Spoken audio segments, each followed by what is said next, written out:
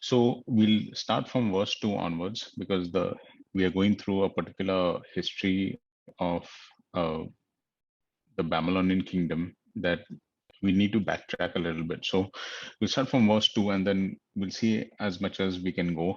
So here in verse 2, it says, "And now I will tell you the truth. Behold, three more kings are going to arise in Persia. Then a fourth will gain far more riches than all of them. And as soon as he becomes strong through his riches, he will arouse the whole empire against the realm of Greece." So the vision starts as the same place where the vision of the ram and the goat is in chapter 8. It begins with the second kingdom that we see even in the statue of Nebuchadnezzar's image in chapter 2. Now, this is the second of the four beasts, Medo Persia, and Daniel learns over here that three more Persian kings would arise after Darius or Cyrus. So this is what the verse is saying. And the fourth, a Persian king to appear, he did become stronger, okay, and he attacked Greece. That was Xerxes, okay, Xerxes one. Now Xerxes one attacked Greece with a huge army in 480 BC. He suffered defeat and he did not recover. So this is what is happening in verse 2. Then in verse 3, it says, "And a mighty king will arise, and he will rule with great authority and do as he pleases." So the great king who came later on, we know, was Alexander the Great. He was the third king, okay, the third part of the statue that we saw in chapter 2. So he was Greek, and he invaded the Persian Empire. And why did he invade the Persian Empire? Was that it was because we saw that Cyrus or Darius, uh,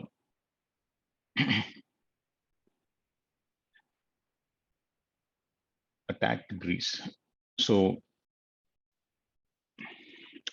uh, Xerxes, Xerxes one, he attacked Greece, and therefore we see over here that Alexander the Great is retaliating for what just you know occurred in his kingdom, invasion. Okay, so this is what Alexander the Great is doing. He is the one mighty king that will arise. He will be the one ruling with great authority. So that is verse 3. Then in verse 4, we see, "But as soon as he has arisen, his kingdom will be broken up and parceled out towards the four points of the compass, though not to his own descendants, nor according to his authority which he yielded, for his sovereignty will be uprooted and given to others besides them." So after conquering most of the ancient world, we see that Alexander the Great, he dies in 323 BC, and he died prematurely. Okay, even his sons Hercules and Alexander Jr. was murdered. Even his uncle Philip also was murdered. So here we see that the four great generals of Alexander the Great parceled his kingdom into four parts, and we see that Cassandra ruled Macedonia and Greece. Then Lysimus governed Thrace, Asia Minor, and Seleucus took the rest of Asia except Syria and Palestine, and Ptolemy reigned over Egypt and Palestine. Now I want to show you guys a picture, and you guys will get a better picture of what's happening.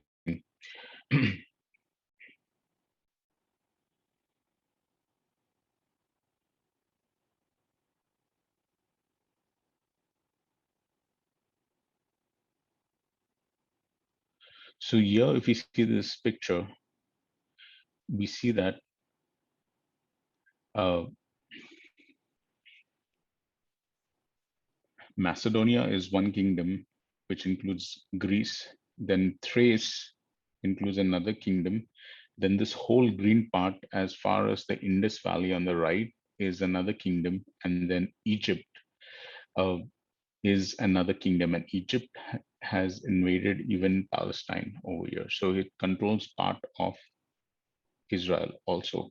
So here we see that all these four parts are the great kingdom of Alexander the Great, and his sons are murdered, and his kingdom is divided into four parts over here.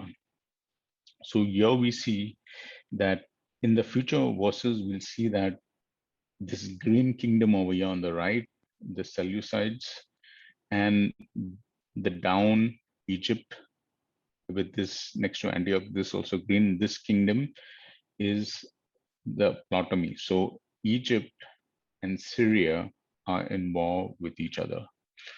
So out of these four kingdoms of Alexander the Great, we have two kingdoms that cannot get along with each other.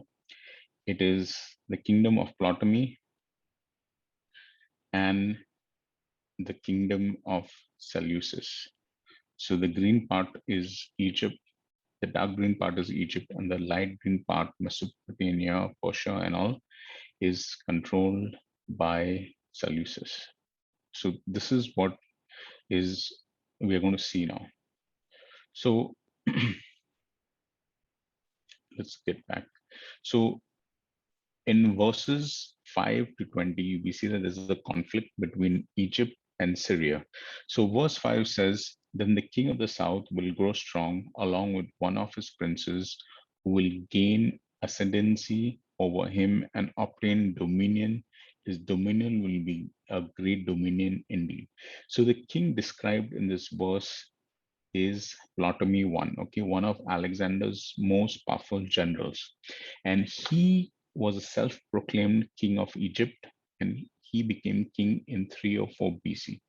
So he extended his kingdom into Cyprus, Asia Minor, and Greece, okay, overall. And his dynasty lasted till 30 BC. So from 304 BC to 30 BC was his rule. So the prince under the king of the south who would gain, ascendancy over the king of the south was Seleucus I, another of Alexander's prominent generals. So he gained authority to rule Babylon in 321 BC. However, in 316 BC, we see that another general of Alexander, Antigonus, attacked Babylon. So this guy who was Seleucus sought help from Ptolemy I, and with Ptolemy's help, he was able to regain control of Babylon. So in a sense, he was Ptolemy's prince, and he submitted to him to gain military support against Antigonus. So Seleucus I eventually ruled all of Babylonian, Media, Syria, and had a much larger territory than Ptolemy. So let's take a look at that map again. So here we see that Seleucus had a very larger kingdom than Ptolemy. Ptolemy's kingdom is only this small portion of Egypt and Palestine and this portion next to Greece, this one, underneath Thrace, this green portion. While C. Seleucus, he controlled Babylonian over here in the just above Arabia, this portion at Babylonian. He controlled Media, Mesopotamia, Parthia, and he even controlled this area right up to the Indus Valley. So his kingdom was growing, while Ptolemy here from Egypt, he was shrinking in size. So verse 6 says that after some years, they will form an alliance. So these two kingdoms will form an alliance, and the daughter of the king of the south will come to the king of the north to carry out a peaceful arrangement, but she will not retain her position of power, nor will he remain with his power, but she will be given up along with those who brought her in, and the one who served her as well as he who supported her in those times. So in the south, Ptolemy I, who was ruling, eventually died in 285 BC, and his son took over, who was Ptolemy II. Then in the north, that is the northeast, we see Seleucus I. He was assassinated in 281 BC, and his son Antiochus I began ruling in his place. Now, Antiochus I died in 262 BC, and his son Antiochus II came to power. Now, when Ptolemy II was ruling in Egypt, Antiochus II was ruling in Syria, and they were two contemporaries. So they formed an alliance. What happened was Ptolemy's two daughter Bernice was given to Antiochus II. So when Ptolemy died, Antiochus took back his first wife, okay, Leonidas. So Antiochus had two wives. His first wife was Leonidas, and his second wife, who was the daughter of Ptolemy II, was Bernice. So Bernice was thrown out, and we see that Antiochus took back his first wife, Leonidas. Now, what Leonidas did is when she came back, she poisoned, okay, Antiochus, her husband Antiochus. She also murdered Bernice and her son by Antiochus and got rid of all of them. Okay, so Ptolemy's two daughter and grandson was murdered by Leonidas. Okay, so this is what is happening over here. So Bernice is the woman the angel referred to in this verse. The text says that she will not retain her position of power as the queen of the north, but she will be given up by her husband Antiochus II, along with those who brought her in, perhaps the diplomats who arranged her marriage, and the one who served her father Ptolemy II, as well as he who supported her in those times, perhaps her supporting patron. Now, verse 7 says that, but one of her descendants of a lion will arise in his place, and he will come against the army and enter the fortress of the king of the north, and he will deal with them and display great strength.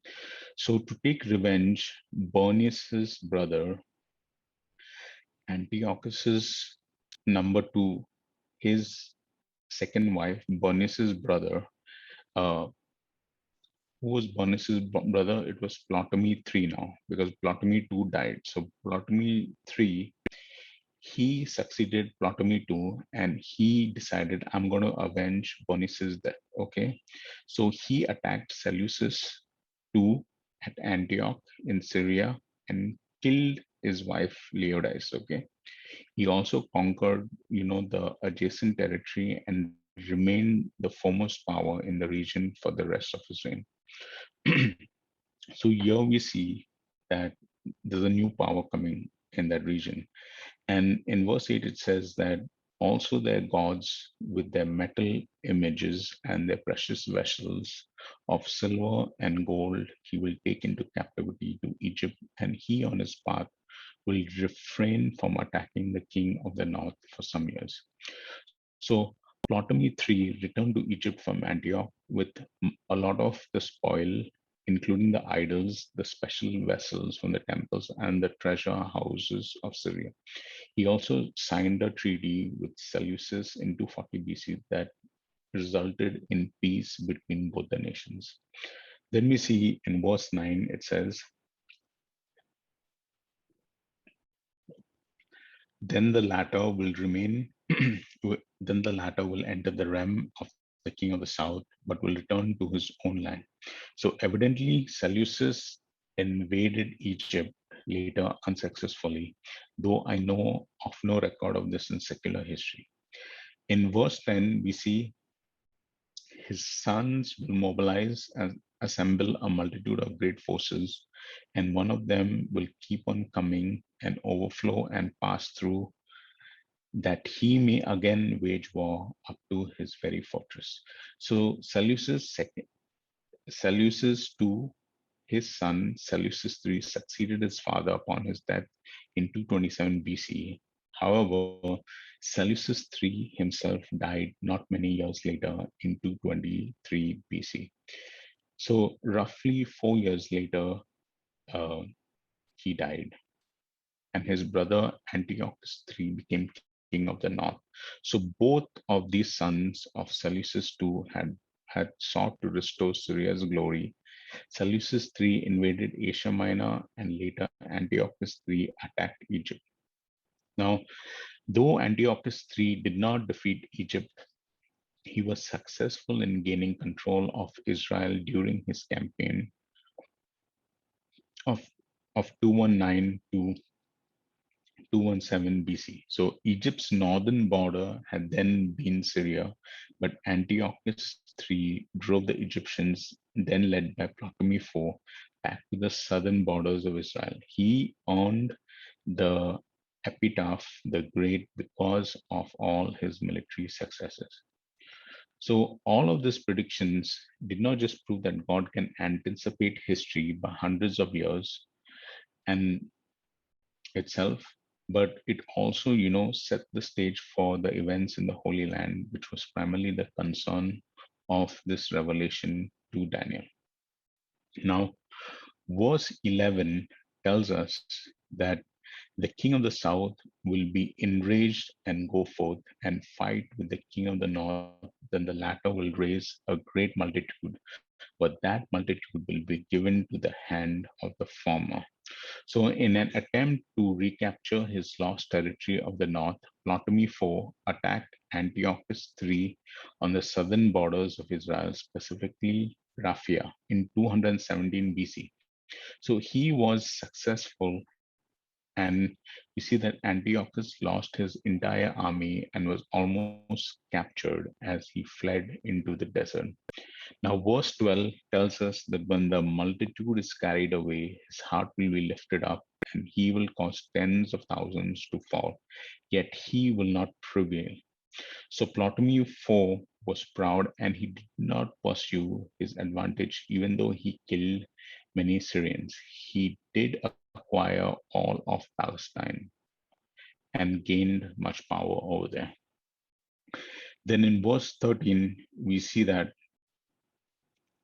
it says that for the king of the north will again the king of the north will again raise a greater multitude than the former, and after an interval of some years, he will press on with a great army and much equipment. So Antiochus III then proceeded to turn in other direction for conquest. He headed to the east. He also headed to the north, and in 203 BC, Antiochus III returned with a much larger army, and he headed towards the Egyptians, who were now 5. So Antiochus was able to retake Palestine as far as Gaza. So in verse 14, it says, "Now in those times, many will rise up against the king of the south. The violent ones among the people will also lift themselves up in order to fulfill the vision, but they will fall down." So the Macedonians under Philip V of Macedonia and the Jews living in Israel joined Antiochus III in opposing the Egyptians. Evidently, some of the political zealous Jews believed that they could gain more freedom if Antiochus III succeeded, but that did not happen. Then in verse 15, we see the king of the north will come, cast up a siege ramp, and capture a well fortified city, and the forces of the south will not stand their ground, not even their choicest troops, for there will be no strength to take a stand. So the fortified city that Antiochus III besieged and took was Sidon, which he defeated about 200 BC. There he forced the Egyptian general Scopas, whom he had recently defeated at Dan near the headwaters of the Jordan River, to surrender. So we see that three other Egyptian commanders tried to free Scopas from Sidon, but they were unsuccessful. Now, verse 16 says, "But he who comes against him will do as he pleases, and no one will be able to withstand him. He will also stay for a time in the beautiful land with destruction in his hand." So Antiochus III continued to solidify Syrian control over Palestine without successful opposition from the Egyptians. When Scopas finally surrendered to Antiochus III at Sidon, the Holy Land was permanently acquired by Antioch government to the exclusion of Egypt. So when Antiochus III entered Jerusalem, the populace welcomed him as a deliverer and benefactor. Now, verse 17 says, he will set his face to come with power of his whole kingdom, bringing with him a proposal of peace, which he will put into effect. He will also give him the daughter of woman to ruin it, but she will not take a stand for him or be on his eyes. So Antiochus III, under the threat from Rome, then initiated peace with Egypt and offered his daughter Cleopatra to Ptolemy V in marriage to ensure their alliance. So he hoped that Cleopatra would remain pro Syrian and that her loyalty to him would give him control over Egypt. So this attempt failed. Cleopatra consistently sided with her husband against her father, even though Ptolemy V was only a boy. Then in verse 18, we see, then he will turn his face to the coastlands and capture many, but a commander will put a stop to his scorn against him. However, he will repay him for his scorn. So Antiochus III then turned his attention to the Aegean coast and sought to conquer Asia Minor and Greece. So he had been uh, contemptuous of Roman authority in Greece, and he said the Romans had no business there. So Antiochus did not succeed completely because of a Roman commander named Claudius that repulsed him. So he's the commander that fulfilled the prophecy in this verse. Then in verse 19, it says, so he will turn his face towards the fortress of his own land, but he will stumble and fall and be found no more. So Antiochus III returned to Antioch, where he died a year later in 187 BC. He tried to reunite Alexander the Great's empire under his own authority, but he failed miserably because of the rising power of the Roman Empire. So Antiochus the Third, the Great, was a brilliant and successful military leader, even though he was not able to accomplish what he intended to.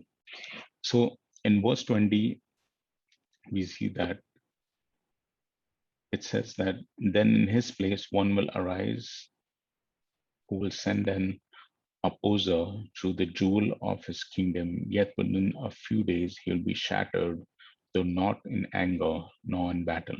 So Antiochus' elder son, Seleucus IV, succeeded his father. He taxed the people, including the Jews, so heavily to pay Rome that his Jewish tax collector, Heliodorus, poisoned him. So Heliodorus was evidently the opposer that Seleucus sent through the jewel of his kingdom, namely Israel, collecting taxes. So the assassination set the stage for the terrible persecutions of the Jews that followed. So Seleucus IV did not die because of mob violence, as his father had, or in battle, but from poison, as this verse predicts. So now we come to the great persecution under Antiochus Epiphanes in verses 21 to 35. So here we see that God gives more information about Antiochus than he did about all the preceding ones combined. And the reason is this because he had more influence on the Jews. And during his term as or tenure as a king, Syria was in decline and Rome gained power. So here we see Antiochus the fourth. He is called the little horn of chapter 8, but he foreshadows the little horn of chapter 7, who is the Antichrist. Now, the earlier kings are described to provide a background for this king, Antiochus Epiphanes. Now, we have already seen this leader. he is given ample of attention because he's a foreshadow to the he's, he foreshadows the Antichrist of the end times. Now, Now, this chapter, the following verses are dedicated to these two rulers, Antiochus and the Antichrist. So, in verse 22, it says that in his place, a despicable person will arise on whom the honor of kingship has not been conferred, but he will come in a time of tranquility and seize the kingdom by intrigue. So the Seleucid king who succeeded Seleucus IV was the younger son of Antiochus III, namely Antiochus IV. Now his full name is Antiochus IV Epiphanes. Now Epiphanes means the illustrious one. So the throne here rightly belonged to one of the sons of Seleucus IV, the former king and brother of Antiochus IV, but Antiochus IV seized the king and the kingdom, the throne and the kingdom for himself. And he self-proclaimed himself king. So he persuaded the leaders of Syria to allow him to rule since Demetrius, the elder son of Seleucus IV, was being held in hostage in Rome. So, in this way, through intrigue, Antiochus secured the throne for himself.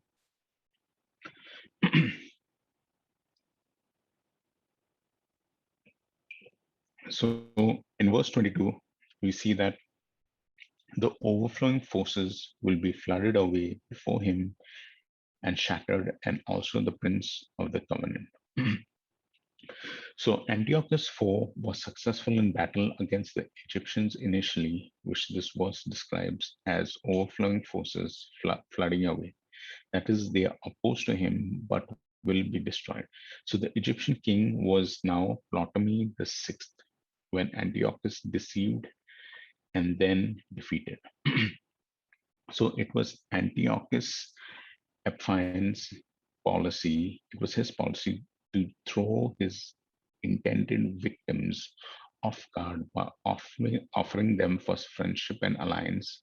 Then he would maneuver them for an advantage position till he could catch them by surprise.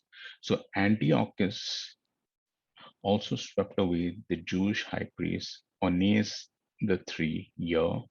He's called the Prince of the Covenant. About he did that in 172 BC. Now another view is that Ptolemy the sixth was the prince of the covenant since Antiochus later made a treaty with him. However, the term covenant in this chapter seems to refer to the Jewish state. Now, verse 23 tells us that after an alliance is made with him, he will practice deception and he will go up and gain power with a small force of people. So, this verse probably refers to the alliance that Antiochus made with Ptolemy VI in 170 BC. This treaty was a part of a plot to advance his own power in Egypt by siding with Ptolemy VI and against his rival for the Egyptian throne. Now, in verse 24, in a time of tranquility, he will enter the richest parts of the realm and he will accomplish what his fathers never did, nor his ancestors. He will distribute plunder, booty, and possessions among them, and he will devise his schemes against strongholds, but only for a time. So, here we see in verse 24, Antiochus craftily he distributed the treasures of his provinces, but not to grow rich himself, as his predecessors had done, but he used his wealth to bribe and influence other leaders to cooperate with his plans. And in this way, he enlarged his base. Now, in verse 25, it says, he will stir up his strength and courage against the king of the south with a large army. So the king of the south will mobilize an extremely large and mighty army for war. But he will not stand, for schemes will be devised against him. So after in verse 25, we see that after Antiochus had grown strong enough, he marched his army against Ptolemy the sixth in 170 BC. He was able to get all the way to the Nile Delta before the Egyptians discovered that he was approaching. So he exercised his influence over Egypt by pretending first to be an ally, and then he used his enemy for his own advantage. So verse 25 highlights how deceptive Antiochus was. We see that, here is a forerunner to the Antichrist. In verse 26, it says that those who eat his choicest food will destroy him and his army will overflow, but many will fall down slain. So here we see that those who ate at Ptolemy's choice food, those who should have supported him, plotted to destroy him. Eventually, his army suffered defeat, and many soldiers died because of this. Then in verse 27, we see that as for both kings, their hearts will be intent on evil, and they will speak lies to each other at the same table, but it will not succeed, for the end is still to come at the appointed time. So this battle was successful in part because Antiochus claimed to be fighting for Ptolemy against an usurper with Egypt. When the battle was over, Antiochus and Ptolemy sat down together at a banquet, pretending to want peace. Truly, each king was trying to make the most of the situation and gain his own advantage. Then in verse 28, it says, then he will return to his land with much greater plunder, but his heart will be set against the Holy Covenant, and he will take action and then return to his own land. So, as a result of this peace conference, Antiochus returned home with much plunder. Then his interests turned from Egypt to Israel. Now we see that history tells us that there was a Jew by the name of Jason who wanted to be the high priest. Now, knowing Antiochus's reputation, Jason offered the king a bribe to dispose of the high priest Onesius III. So Antiochus cooperated in the situation, and he, accepted Jason, okay, as one. Now, while this was happening, the state of affairs encouraged another high priest, Menelaus, to, uh, also become the high priest. So Antiochus again cooperated. So Onias, whom the Jews respected, lost his life, okay, doing what he did. And Antiochus executed certain individuals for the allied roles in these maneuvering. So Antiochus did not punish Jason or Menelaus, but the people of Jerusalem, again, they started, uh, troubling or taking bribes. And we see that after Jason attempted a coup thinking that Antiochus was dead, Antiochus entered Jerusalem and he slew 80,000 men, and accompanied by Menelaus, he desecrated the temple, and this already happened in 168 BC. Now, verse 29, it says that at the appointed time, he will return and come into the south, but this time it will not turn out the way it did before. So, in the same year, Antiochus decided to attack Egypt, and when he arrived with his army, the Roman consul Populenus, met him at Alexander and forbade him to invade Egypt. So he was not able to do what he wanted with Egypt as he previously had intended to. But in verse 30, it says that for ships of Kittim will come against him, therefore he'll be disheartened and he will return and become enraged at the holy covenant and take action. So he will come back and show regard for those who forsake the holy covenant. So the ships from Kittim, that is Cyprus, that came against him belonged to Populinus, okay, and Rome. So Antiochus had to return home, since to do otherwise would have meant that Antiochus was declaring war on Rome. So he would become a foe and he would suffer defeat. So he returned back to Syria disappointed. And what he did was Antiochus took out his frustration on the Jews in Jerusalem who observed the Holy Covenant. He favored the Jews who abandoned the Mosaic law, but Menelaus and his men, abandoned the religious duties, and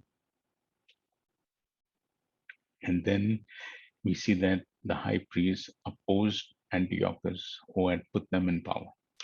Now, verse 31 says that the forces, verse 31 says that the forces from him will arise, desecrate the sanctuary, fortress, and do away with the regular sacrifice, and they will set up the abomination of desolation.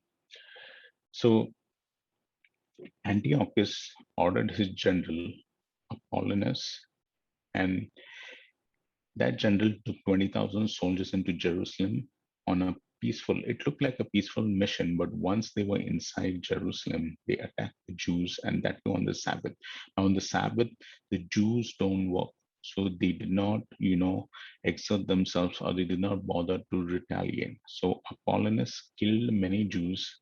He took the Jewish women and the children as captive.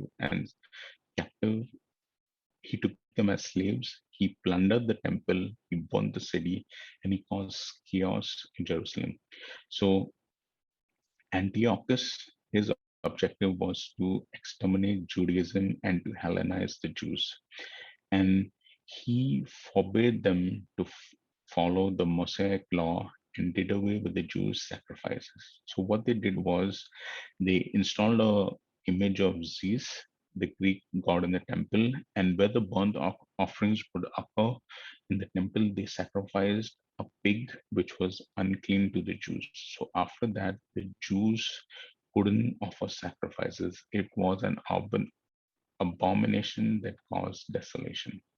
It polluted the pig sacrifice, polluted the altar, and made sacrifices unsuitable to Yahweh over there, impossible.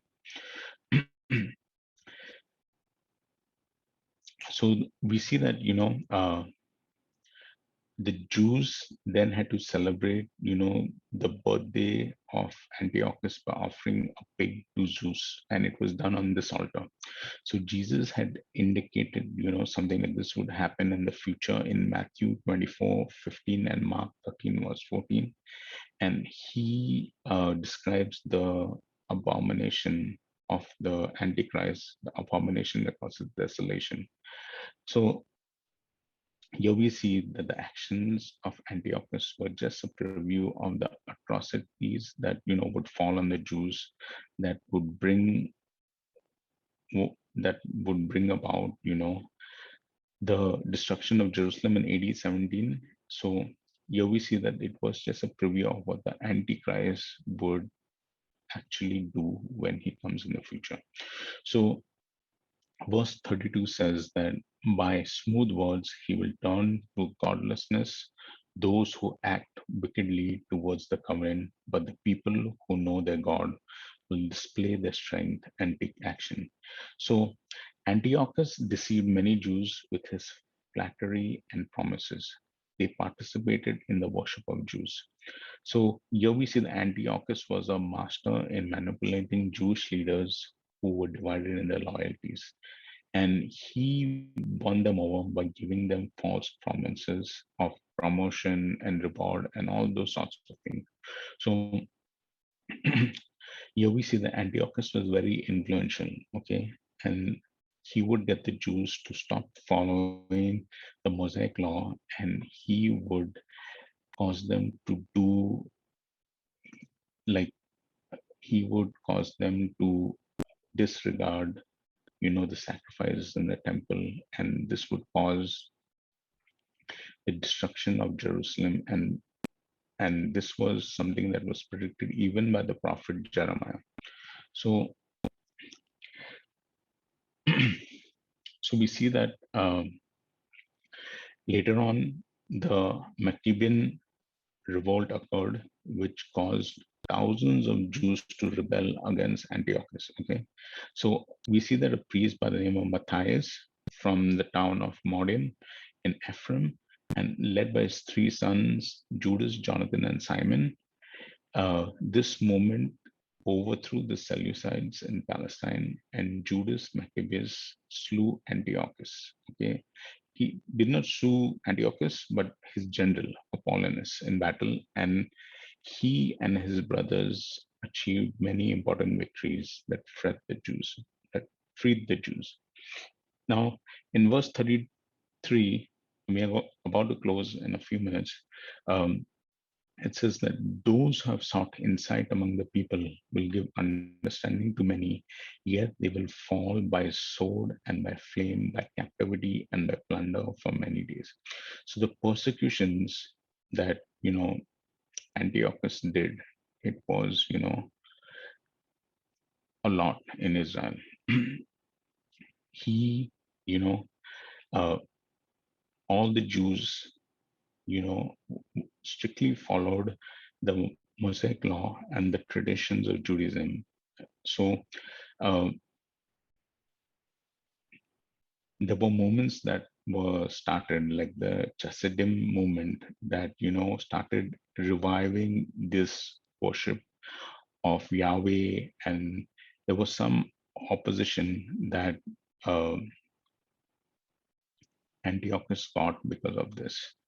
These guys were the more religious people, and out of this, we see that uh, the Pharisees came out of this group, Chassidim, which were the separated ones. Then we see there were the Essenes that lived at Qumran besides the Dead Sea, and then also Sadducees also were another group that later on came out of this whole movement. Now in verse 34, we see that now when they fall, they'll be granted a little help, and many will join with them in hypocrisy. So the godly now these godly movements in Israel received little encouragement from their pro-Hellenistic brethren at first. Even the Maccabean revolt started out small, but as time went by, the Maccabeans' effectiveness became apparent, and more Jews joined that Maccabean revolt. So they started abandoning their pro-Hellenistic convictions. So here there were people who acted like hypocrites, and even though they were pro-Hellenistic, they started joining these movements, and they executed many of their fellow Jews when they got the chance. And then we see in verse 35, some of those who have insight will fall in order to refine, purge, and make them pure until the end of time, because it is still to come at the appointed time. So even though many godly Jews died, the struggle against the Syrians, that is the Greeks, purified the Jews. Now, there was a John Hyrcanus, the son of Simon Maccabeus. He eventually founded a strong Jewish kingdom. His son Alexander enlarged it to the full extent in the largest to the last part of the first century. So here we see that Daniel is receiving assurance that the predicted persecution would run its course, but in the end, the purification of people would eventually, though not completely, come through. It would be there would be like a final end. Okay, the end time prepares for the revelation to follow. In verse 35, it now from this place we'll jump into the future, and now we'll see that in the next, from verse 36 onwards, Gabriel is going to talk about a coming ruler that will, and he's going to again talk about the 70 weeks of Daniel. So this is the last 70 years of the 70 weeks. The last 7 year in the 70 weeks that we'll look at in the next class. So we'll catch up. We'll go from verse 35 in chapter 11, and we'll see how far we get. So that's all for today, and we will catch up from next week onwards. So next week we'll do chapter 11, verse 36 onwards.